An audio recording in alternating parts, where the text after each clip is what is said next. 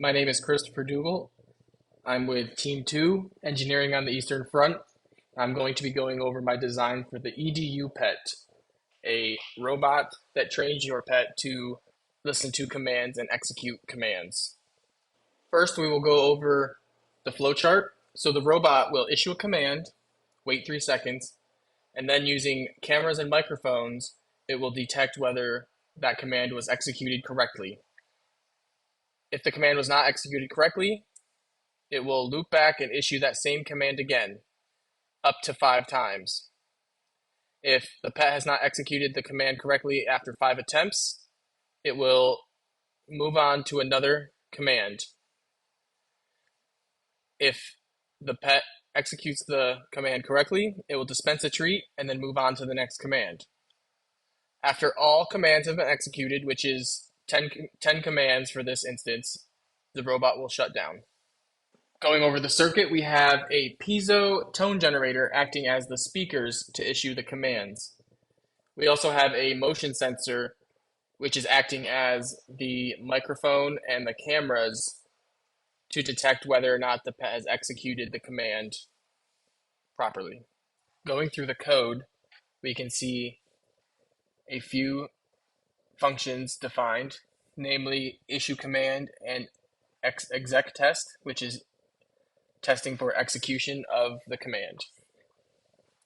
So under the issue command, it takes a random frequency and plays that through the tone generator for 3 beeps spaced 1/2 second apart.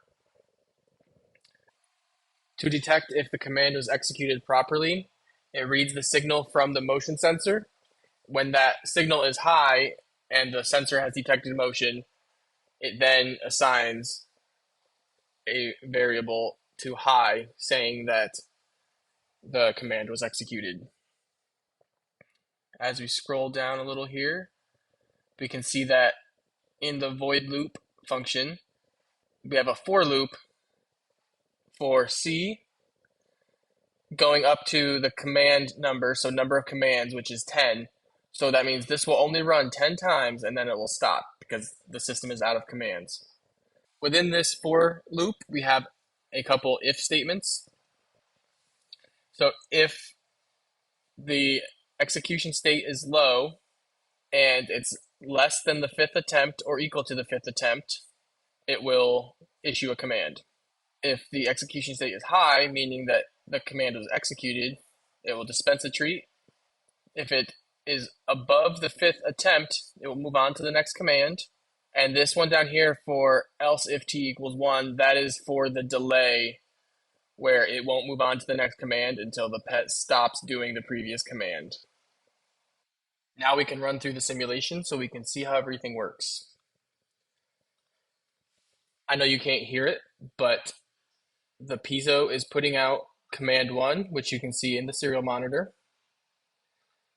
Command 1, we're going to let that have 5 attempts. And you'll see after the 5th attempt, it will move on to the next command. So command 2, attempt 1. And if you could hear it, you would hear that it indeed changed frequency, notionally changing the command.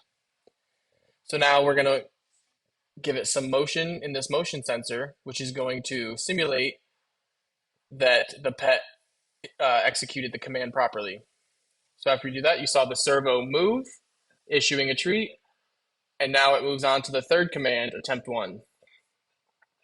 If I do that again, you can see the dog executes the command properly, and then it does not move on to the next command until we stop providing motion, which means it won't move on to the next command until the dog stops doing whatever the command was. Thank you.